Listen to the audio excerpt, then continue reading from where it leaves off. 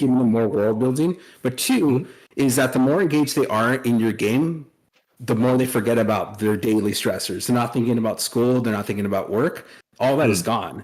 And that makes them more prime for fun because you can't have fun if you're thinking about, your bills all day. So not only are they forgetting their problems, but they're also getting more involved in the world. And you need that engagement in order to get to your discovery moments. So it's like if a comedian was telling a joke and people weren't paying attention, and then he got to the punchline, like they're the lead up was pointless. Yeah, exactly. Yeah. Okay, so when it comes to immersing a player in the world, in the story, and everything that's going on, how do there's going to be a natural clash between the player's autonomy and what you're telling them. How do you avoid taking away a player's autonomy while immersing them in that world? So there's a couple of ways of doing that. One is this one is more through experience that you start to understand it, but it's a lot of it is giving them, trying to reduce the amount of times that they would be disengaged.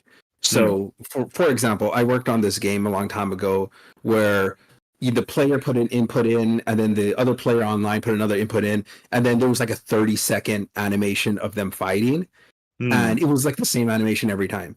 And that is so boring that like you would want to like just check, like how can you be engaged watching the same animation over and over and over again? So you want to remove the ability to become disengaged, because if there is a point where a player can snap out of the trance that they're in, they'll almost always do it, involuntarily. So you try to remove all elements that are redundant or repetitive, or my friend Scott Rogers likes to say that walking isn't gameplay, and sometimes you have a game where you're just like walking for long periods of time. And so you try to reduce those things as much as possible to keep it to things that matter or are effective or that are progressing the player. That's interesting. You're using that word effective. Effective being like, hey, I put something in, and I get something back, and it allows me to have a certain level of control over the world, versus I put something in, I'm not sure what I'm getting back, and this leaves me confused. I did this a lot in my games early, I had players put in an input, and they had no idea what they would get back, and that just left them not having fun at all, and there was no player autonomy, They didn't feel in control. So a really important thing to remember about, and this is why it's really important to know about player psychology, is that you start figuring out why all this like works together, is that players are very efficient. They are very efficient with their time and energy. So if a player thinks that their energy is not leading to anything, they'll stop playing. So that's why you always have to have progress. You always have to have something just around the corner. And you always have to you want to put them in the zone of proximal development, which is like they're going outside their comfort zone a little bit, but it's not crazy hard, and they're always in that zone where it's just hard enough, because they have to feel like they're growing and they're getting somewhere and they're doing something, because then it feels like the real time that they're putting into this is worth the effort. And that's the reason why particle effects and feedback are so important in games, because if I did like a little thing and then a bunch of sparks and coins and stuff flew out of it, it feels like, oh, I only did this thing and I got all this good feeling stuff. This must be worth my time. So you always want to make it worth the player's time, no matter what they're doing. That really brings me to the role of feedback in games. What are the core bits of feedback that you give a player that helps them understand their kind of journey through the game? What are the essential pillars of that? Give as much as possible.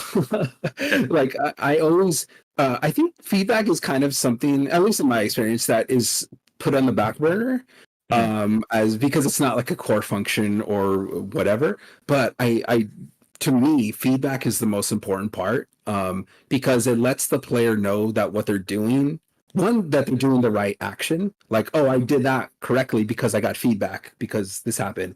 And you start using that as navigation, because if they do it again and then nothing happens, then they realize like, oh, I've exhausted that, or that's not the right thing to do. So you use that to kind of tell them if they're going in the right direction, and without them losing autonomy. But then also it feels good. It makes it feel like they are accomplishing something. Like that's how slot machines are. It's just all the lights and the sound effects. It makes you feel really good about losing your money. Oh, you're on mute. Oh, I can't hear you. Is it just me? This. There it is. Oh. Have I been speaking this whole time on mute? Uh-oh. Just the last 10 seconds. Okay. Anything? I'm just checking what's going on. I think. Is everything all right, guys? I'm just making sure. All right. I'm just checking in. The chat's moving so fast that I can't even read it. So, all right. So, now I forgot my train of thought. Oh yeah, you were gonna move on to discovery. I was gonna talk a little bit about, yeah, there's this. I saw this video the other day. It's a video of how our neurons connect, and apparently a lot of endorphins are released when we actually make a proper connection. One of our mentors always talked about the learn, practice, master loop. How does that tie in with discovery, or is that just one way of creating discovery? So yeah, I mean, so basically all fun is learning. Because when we learn something that improves our survivability in whatever it is, we have that reward of dopamine, serotonin, or whatever. So even if it's in the context of a video game, like, oh, this makes me better or smarter or stronger in this game, because you're learning more about this world and you're understanding more about this world. And so it's like real knowledge, because this world is cohesive. And that's also why it's important that your world is cohesive. You don't have to worry about it too much in games, but it's very important. So what happens is, so after engagement, the next step is tension.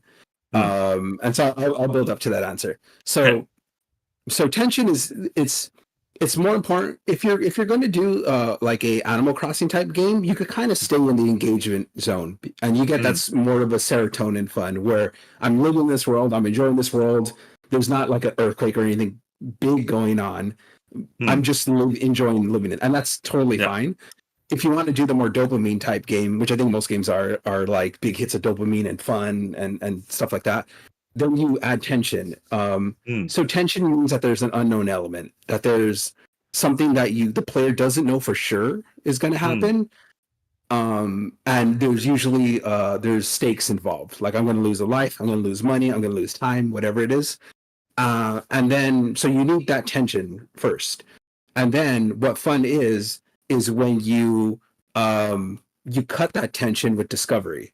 So when that tension is cut, that's when you get that biggest fun moment. It's when you learn something about the world in the midst of that tension. I mean, it happens all the time in Fall Guys, where you have gravity taking over and people are like, oh no, I'm going to fall off, and then whether you do or you don't, that's the discovery moment. But discovery is learning, because you have stakes involved. The player cares to the point where they do feel tension about it, and then they find the answer. No matter what that answer is, as long as it's true to the world the cohesive world that you built. Interesting. I'd like to go over that process really quick. If you look at my screen share, I'm going to try to do something. I didn't plan for this, actually, but I'm going to try to do something, just draw. And let's think about a platformer real quick, and let's go through this process together. So you have a player, he's here, and you have platforms. All right, I'm gonna keep this super simple. I don't know, Sarah, if I'm messing this up as far as your ability to record all this, but let's say you have players and you have platforms. Let's go through the process of the game. You're the game designer. This is the very short version. How do we go through your process of making this game fun? Yeah, I mean, I can't see your screen, but you can't. Okay, yeah. Hold on. So maybe that broke too when my mic broke. So let's go fix that really quick. Thank you guys for letting me know. I apologize. All right, so stop streaming. You can only see cameras. Weird. Okay, I think the internet just broke on my side for a little bit. Okay, so Oh, there you go. can you guys see this? This over here. I'm Yeah. reversed. Sorry. All right. So the little blue guy and a couple of platforms. Let's give it all the steps of the process to make this a fun game. You can do anything. So, okay, so what I would do is I would I would I would make all of this in 3D, but I would turn it all into 2D looking sprites that didn't look like 8-bit sprites. And then halfway through the game, I would turn it into the 3D game. Okay. Just because I've seen like a billion platformers. You know, it's hard to again, fun is discovery. So I want everyone to remember that. So fun is discovery. How do you start off with a platformer and then make a discovery out of that? It's really, really hard. So what I would do is I wouldn't even start with a platforming game to begin with. I would start with what is something. This is how I personally start, but I would start with what's a really cool, fun moment that I want people to have. Like, is there a way I can betray all my friends in one swoop and then have all the zombies attack or something like that? I would start with that moment, and then I would start building backwards of how do I get to that moment. And then you start understanding like, okay, what mechanics do I need? How do I make this resonate? How do I make this clear? Stuff like that.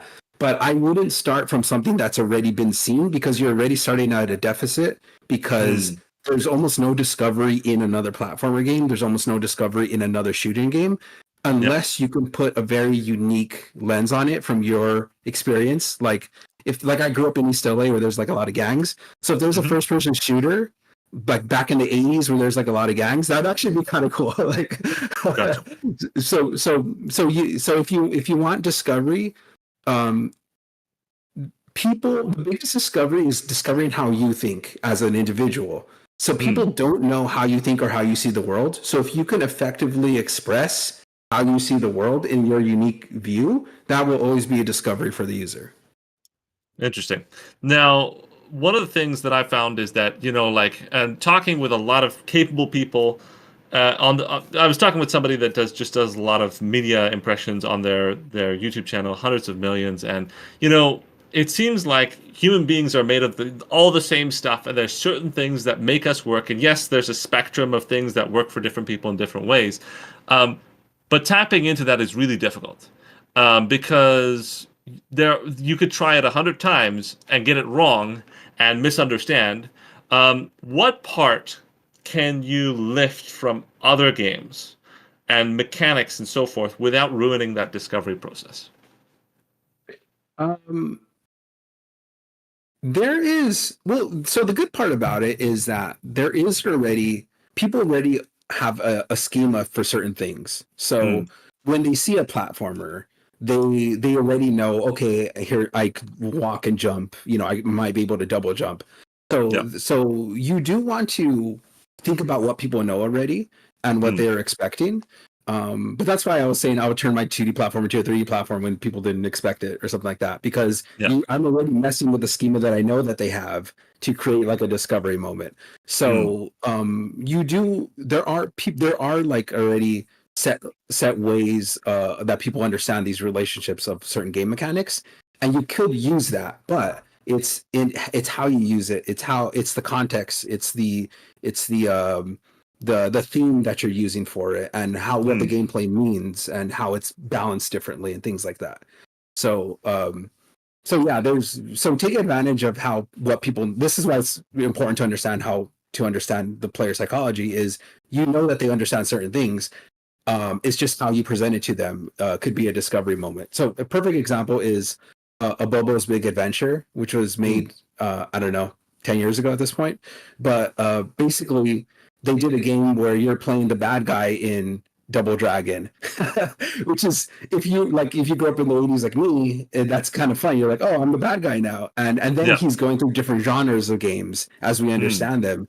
And so for a gamer like me, I understood where he got these games from, and that makes it fun because he's putting all these in different contexts in one story. So that's an example of how you can kind of use existing mechanics while still having a discovery. Interesting, because you're connecting the old with the new there, and you're bringing them together into something that is new in its entirety, but it lifts from the old throughout, you know? Yeah, exactly. Yeah. Awesome. Okay, guys, we're going to do something a little fun. Let's have a little fast action Q&A based on your questions in chat. So if you've had a question that we've missed, because the chat's been going so fast I haven't been able to read it, I want you to add a star to your questions. And let's just go ahead and start answering a few. I'll read them out to you so you don't have to keep up with all the chat. Feel free. We'll give you all a moment to write. We want to make this interactive and give you guys the chance. I know I didn't take many of the questions from the chat because we want to keep them somewhat design related. Your stuff is fine too. Okay. But yeah, I think you had mentioned before about the book. So that is coming out at the end of the month. Is it? Yeah. So you can go to harvardbookfund.com. Okay. Yeah. Let's take a look at that. Let's go here. I want to show you guys. If you head over to the website, if you like what he's talking about right now, go ahead and scroll down on that website. You can put in for the waiting list. Just scroll all the way to the bottom of that website. You can put in for the waiting list at the very bottom, and you're going to get in depth all of the details. So please jump in there, put in your email. In fact, why don't I get you direct to that? You can put the emails right there. And that's a great question, actually. What books are essential to read for compelling game design? What about them makes them essential? So I love Level Up by Scott Rogers because he explains game design in a very he kind of gets down to the basics of it without getting too complex into technical details about how to write a game design document and how to do level design and characters and how to write a one sheet. So it's a little more for like working at a bigger studio or things like that. Not so much indie level, but he breaks everything down in a really simple way. And he uses a lot of pictures because there's this joke that like people don't read the game design document, which is kind of true. So you want to make it as digestible as possible. And he the proof is in the pudding in his book is he uses a lot of pictures in it and stuff like that. So cool. Yeah. We have a question. Would the first principles approach be a good starting point when thinking about deciding for a game project? That's a tough one for me. Yeah. Go ahead. I always try to go back to first principles, is forget everything I know about something, and think about what this like means out of all this context and what I can do with this certain thing. So I think that when you start getting derivative content, where you start getting like the 1 millionth platform and the 1 millionth fighting game, is because you're making a game based on a game, and then it just keeps continuing from there, and then you start getting a more niche audience versus that same team that made the 40,000th Mario Brothers game. They could have made the first Angry Birds game, like so I try not to make a game based on a game. I always try to think about like, okay, what's something fun? What's something fun that I did, or what's a fun experience that I would want to have with my friends or in a story or whatever, and then try to work back from there. That brings up a question I've been meaning to ask you. Angry Birds is this famous game that's done really, really well, and yet they had this one hit, and they tried again and again and again to get another hit until, from my understanding, the studio went out of business. So they had the one hit. So let's just say you're advising them how to create their next hit. They've had one hit. What's the secret sauce to creating that next hit? So one of the reasons why Angry Birds was a big hit, along with Among Us and Donkey Kong and stuff like that, and even Guitar Hero, is because they brought something that this audience has never seen before. So they like the Angry Birds mechanics aren't new. They've been around like forever, like in PC games and things like that. But this was the first time that a bigger audience had access to games, which was mobile phones. And Angry Birds, the developers were smart enough to develop this game in a way that was native to the phone, because a lot of games at the time they simulated like arcade joysticks and buttons, which isn't, which again, it doesn't, it's weird, it's a niche. It's like making a game of a game. So you're like, oh, arcade buttons are in games, so let's put it on the mobile phone. But mobile phone is a different platform altogether. So they made it native for that platform. They made it perfect for that. They also made it very clear and readable, like just you just throw birds on, it's so things. easy. You knew exactly what to do from the very first second. Yeah, and so what made it work was that this was the first time you had seen this type of game on this platform for this audience. So whenever you introduce a large audience to something they've never seen before is when you get those hits. So I would have advised, forget Angry Birds altogether. I mean, IP still makes money, so do that. But if you want another hit on the level of Angry Birds, don't do another Angry Birds. Look at what emergent audiences there are and what is something that will resonate with that new audience in this new context that's fun. Let's do a little experiment with that, actually. When it comes to, let's say, we've seen the rise of cozy games be a big thing, especially around this whole pandemic that happened and all this.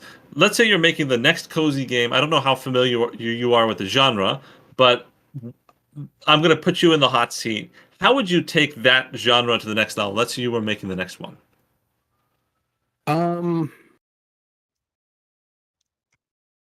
VR is not quite ready yet because it's not as accessible as people think.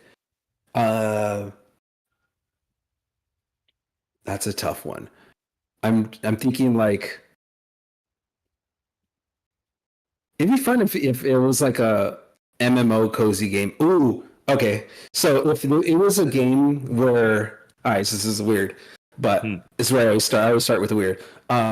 So you crash land on this planet, and you have to understand how this planet works, how the animals and the whatever grows, giant mushrooms or whatever grows naturally in this planet before you can start making it habitable. So you find out how this planet works, and then you try to work with the planet, and then that would, along with a community, and so there's a ton of discovery there because you have to, and then you have to work with it and then build on top of it. I think that high level concept is a good place to start. No, I think so. I think that was a great one. Okay, so next question: how do you prevent burnout and keep enjoying your game throughout the process of development? This is something I'm very familiar with. So there's two versions of burnout. One is, the obvious answer is just limit yourself. Just work a certain amount of hours a day. I personally don't like 8-hour days because you can't be that productive for 8 hours straight on a single task. That's not how the brain works. So I definitely reduce the amount of hours I'm doing like a core thing, and I do other stuff with the rest of my time related to it. But outside of that, the other thing is that a part of where you get burnout from is your expectations, where you are putting in a certain number, you're putting in a certain effort and you're expecting a certain result out of it. And then when you don't get that result, or you don't get that attention, or you don't get that feedback, then that could lead to burnout because you're like, I'm doing all this work and I'm not getting the things I thought I was going to get or was supposed to get. So what I would do, what I have done is do the work, but don't expect anything like at all from any direction, from any people or from anywhere. Just do your best job and be as pleasant as you can and be as collaborative as you can, but don't have any expectations. And that'll help with that burnout as well. Cool. We have a great question from Mike here that says, what tips can you share that can help turn characters into beloved icons? Oh, interesting. So, so I would make characters more like specific, because if you're trying to speak to everyone, you're kind of speaking to no one. And the Hmm. characters that resonate the most with people are ones that like speak to people as a person. So the more that the character has a sense of self and a sense of autonomy, like what they're doing it affects the world. Um, uh, like as an example, I'll use pro wrestling again. Like an effective character in pro wrestling is someone who has their own point of view on the world, and but then the world is going a very different way, and so then you want to see them clash, and you know they're going Hmm. to clash because the world and the character are almost on opposite sides. So that makes a very engaging character. But also, the more specific the character is, the more that their point of view relates to mine, that makes them more endearing, because you're like, oh, I like that person, that person's me, I would do that, I would beat up my Hmm. boss or whatever they're doing. So I wouldn't shy away from making the character specific and have a certain point of view. Yeah. Good one. So we had a great one that was lined up from a lot earlier and from our pre-questions, and it says this: what are some key factors for making a game stand the test of time? You want to make it all-time classic? How do you do it? Um, yeah. So I would design it for people. I wouldn't design it for gamers, Hmm. because the classics are games that anyone could play at any time, like forever. Interesting. So, and in order to do that, you don't know how people are going to be thinking in the next 50, 100 years. So you want to make it clear so that anyone on planet Earth would understand what it is. And that Hmm. means you need to step away a little bit from building like niche games where Hmm. only people who are gamers would understand the mechanics. You have to make it for anybody to understand. So it has to be really clear what the purpose is, what the goal is, and what the stakes are. What's the difference between a fun challenge and one that's just unnecessarily hard? I mean, we make challenges all the time. Where does that line lie? I think it's in the it's how you're presenting it to the player. So Hmm. if the okay, so the hardest game ever, don't at me on this. The hardest Hmm. game ever made is Stuntman for PS2, I think, Okay. because it was you're basically driving the stunt car on the backlots of Hollywood, and you're filming these movies, and you had to get all these sequences correct to beat it. The thing, that game was so hard, but what they did really well, and this is a thing I always try to do, is I make it believable that you could beat it. So Hmm. the thing is, you can never make the player lose hope, because if the player can see from far away, or it's very clear that they're not going to beat it, then Yeah. that's too hard. But if there's like an outside chance that, like, you know what, I think I can do this, as long as you give reasons in the mechanics or how things are balanced or the context of the level or whatever. As long as Hmm. there's some believability that it's beatable, it can never be too hard, because the player will always like see if they can make the system work for them. So as long as it's an overcomable challenge and you match the player's expectations, is that the right answer? It's sort of it's like you need to give them, yes, you do have to match their expectations, because if, again, part of what makes something fun is discovery, and if the player knows the answer to the outcome, there's Yeah. no discovery. Hmm. So you need to give enough variables for them to say, like, oh, okay, well, if these variables work out for me, I could probably do it. Give them hope, Yeah. basically. Yeah. It just reminds me. I have to tell this story because it's so funny. I made a whole bunch of servers on different games back in the day just to learn to how players interacted. I came to this field with the interest of just understanding how people interact in virtual worlds, and I made this game that was entirely dark, and it said, "There is no hope. Give up." That was the sign. There was a sign that said, "No hope. Give up," and the amount of engagement I got on that game was massive. They would immediately follow a path with these different signs that said, "There is no getting out. There is no way." And in doing that, I fed this expectation that there was a way out, right? That there was something over this whole thing trying to stop them getting out. They fought against that so hard, and they would go through insane levels of challenges because I created this expectation that there was a way out because I was telling them not to go out. I feel like, yeah, there's got to be some sort of congruency. Like if I had just made the world completely dark, nobody would have cared. But because I had put that little light and sign there that said there is no way out, everybody was so deeply engaged with that, and it was an excuse for a bad game, but it was fun, you know.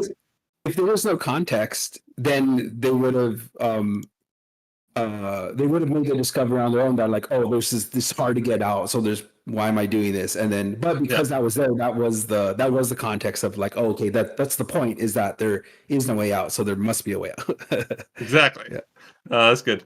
Okay, so going back to the questions we have here, what's the secret? We've talked about not taking away player autonomy. What's the secret to creating a tutorial that doesn't feel like a tutorial? I like doing well, the secret is ideally is make the steps so small that there's no way the player can fail. So have them learn everything in context, like and the next logical step for them to learn. So I need to learn how to walk. I know I need to learn how to jump. It's like one of the two buttons I have on my controller. And now there's an enemy. Oh, he kills me if he touches me. What if I jump on him? Put him in a position where all they can do is jump on him. So that's what I would do ideally, because now you're all these lessons that are to be learned, instead of being lessons, they're discovery moments. Alternatively, you could do I think it's called a dynamic tutorial, where if, for example, if this was Mario Brothers and then I ran into a wall and I didn't press the jump button for like 30 seconds and clearly I'm supposed to jump over it, then it would say like press B to jump, and then I'd be like, oh, okay. So you would have something that is contextual. I prefer no tutorials at all, as much as possible. If you can, right? If I can. So what role does... Okay, no, I did that one already. When you're giving players agency... No, that one we've already covered. Hold on. Give me a second. My notes here. How should you design a game in a way that appeals to the different motivations? Like when people study design, they understand, extrinsic and intrinsic motivations. But let's talk about that in a very, very simple way and say, when do we use outside rewards and when do we use internal rewards in games, and what role do they play? What do you mean outside rewards? Like extrinsic motivation, badges, leaderboard rankings, or these kind of things, versus, hey, I want to discover and create. Oh, okay. Usually it's for... the way I use them is just to stack progression models. So I always want the player to feel progression all the time. And so if they're not being a level or getting better at their skill, they're at least fulfilling this other meta element, which is like, I got badges or I have social proof. To me, they're all valid because some things resonate. Sometimes it's a personal challenge that the player wants, where they want to show how good they are. Other times they want to show everyone else how good they are. And so you have badges and trophies and things like that, and more social things. So it depends on the context of your game, like if it's supposed to be more for social proof, or if it's more about the gameplay itself, or a mix. But to me, you can never have enough. I'm a little hesitant to say that. You can almost never have enough, because they are all different ways of measuring progression. And if the player feels like they're making progress in one or many ways, that's always a good thing to keep them engaged. Cool. So we're running out of time quickly here, but I have one more question about the flow. We see many flow diagrams. If you read anything on design, tell us a little bit about how game flow helps make a game fun. Game flow? You mean the state of flow? Not the state of flow so much as, like you would have a crescendo or a climax in a story. How do you raise that emotional curve and keep players going on that curve upward? Oh yeah. So yeah, there's you do that with story, and you also do that with difficulty. But you definitely want you want that crescendo and you want that wave and you want to come back down and keep it balanced because again, fun is about discovery. So you need to have things like ticking up and stakes coming aboard and then like a coming to a big moment in the story where something happens. But then you also need time to kind of step away from that because you can't have a movie that's just explosions for 2 hours because then it starts not to mean anything. Yeah, you become desensitized. So you need to back off a little bit and let people play with those new mechanics or new characters or new stories, and then come back and bring it again so you can have another discovery moment that means something, and then leave them alone for a little bit. So you're taking them like literally on like an emotional roller coaster. And is that specific to certain games with certain mechanics, or should all games be really looking at that emotional flow of individuals throughout the progression of their game? You want that emotional flow no matter what because there's no so I used to be a pro wrestler, right? And one thing they taught me in wrestling school was because I used to run all the time, like doing all the spots and all that, and they would say like stop, slow down because right now you're running all the time and after a while you're not going fast anymore because people don't see you walking. So you can't have a fast without a slow. And so it works in all forms of entertainment. You need to have that build up and then you need to come down a bit and then you need to build up again and you let the audience recover. So that goes across all genres of games too. Gotcha. I have one here that says, how do you make a gameplay loop that really works? I know there's a lot to unpack here, but just on the very simplest level, why is it essential to have one and how do you make it work? So well, you need one because it's a very short way of showing like what is my time worth. So if I do this as a player and then I get this and I'm able to level this up or go progress in the game or whatever, then that makes me stronger and then I'm able to do more of this stuff. So it's sort of a shorthand way of showing a progression cycle. And it's simple enough for the player to understand like, okay, this is my purpose and this is the thing I need to do over and over again. So it's good for clarity and it's good for progression. Sorry, what was the second part of that question?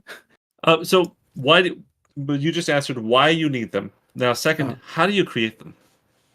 So this is the hardest thing to do because you can take existing gameplay loops and just put them in your game and make them work.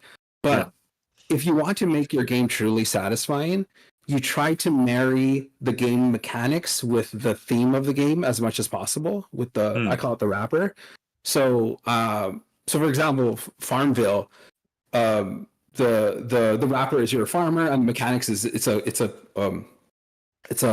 timing game. I forgot the name of it, but you're just waiting around for timers to go off. And so obviously you would be planting stuff and then waiting for it to grow and then gathering it and getting money from selling it because it makes the most sense. Like, oh yeah, I'm planting stuff and then I'm selling the stuff that I plant. So I want to plant more stuff and I want to have a bigger yard and all that stuff. So you try to make the mechanics feel as organic to your theme as possible. And that makes a more satisfying a game loop. Awesome. Okay, so that's already been more than an hour. It felt like 5 minutes because we were having so much fun. So really quick, in closing, how can people learn more about you, connect with you? Yeah, so you could find me on harbingeroffun.com. I am on TikTok there. I have a podcast where I interview comic book writers and Disney Imagineers and things like that. And I also have my book coming out at the end of this month. Where I write everything I just talked about here in this book, and I want to help you make fun stuff. Let's go into that podcast because I think that's going to be a great resource for all of us. Can you hit us up with a link? I'll see if I can find it. I'll beat you to it here. I found it. Yeah. Found it. Okay, good. Everybody, go follow this podcast. It's just free. You're gonna get all this learning.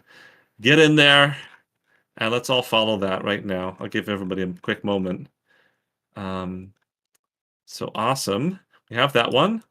Let's go to your TikTok and find that here. Can you help us with that one? Yeah, it's I think it's TikTok Harbinger Fun. Yeah. Let me see. Tag. These are all linked on my website also. Okay, I found you. Let me pull you cool. out from there and stick it in Uh, here. Everybody, you can follow him here on TikTok if you have it. Also, yeah, somebody brought it up. I do have a LinkedIn. I always forget my LinkedIn. It's my most. There it is. There's my LinkedIn. So Perfect. connect with me if you want to. Awesome. So they're free to send you a connect and send you a message? Yeah, I love that. Cool. So guys, you have had that opportunity. We will be seeing him again over at the Covenant for the next ones. He's going to be reviewing games hands-on. So if you want to be a part of that, definitely join in. We want to thank you so much for giving us the privilege of being part of all this. Yeah, thanks everyone. Thanks for the questions. It's always fun talking about this subject. Awesome. Take care. Thanks, See everyone. you. All right, guys, really quick, before you go, just want to say, let's blow him away. Let's blow him away. And just everybody, if you can, let's all subscribe for that book because, he's going to be wanting to join us time and time again when he sees the amount of people that are coming in, joining us with all this. So let's jump in there. Doesn't hurt at all. And you can learn about his book when it comes out. I think that'd be awesome. Okay, so really quick, again, if you want to stay in touch, if you want to get your games reviewed from these sort of people, he's one of the core mentors at the Covenant, and you are welcome to jump in the Covenant. He's going to be there hands-on. So typically, when it comes to our mentors in the Covenant, you are there with 10 other people hands-on, learning from mentors. So it is super like, hey, here's somebody at the high level, and they have your complete attention, and you're asking them questions. There's like never been a time where somebody wants to ask a question and can't get it in the Covenant because it is small scale, right? And that's the point. We want to make you succeed. Like Ike, to answer your question, it is a bid. You put in whatever you can afford for it. We see if it works for you. It depends on your portfolio. We sit down with you. It sometimes doesn't work because we don't have the right kind of partners for you. It doesn't have the right kind of time zones and things like that. We only do it when it's very specifically working for you. So right now I'm doing some of that, but that's actually because the sales team is is out of action. The whole United States is like either on fire or out of power. So I don't usually do most of that. My primary role in the Covenant is just to make sure that you guys get all the value that you pay for. So how long is the bid for the Covenant? I mean, there's like 170 people that we need to go through right now. So there's a lot, but we still go hands-on with each person. You don't pay for anything before we talk with you, so there's no risk in doing it per se. Hopefully that answered your question. I don't know if it did. That's not a time. Oh, how long? How long? I don't understand the question then. Sorry about that. Is it possible to join if you're broke? We do choose 1 in 7 typically from a compassion standpoint. I have personally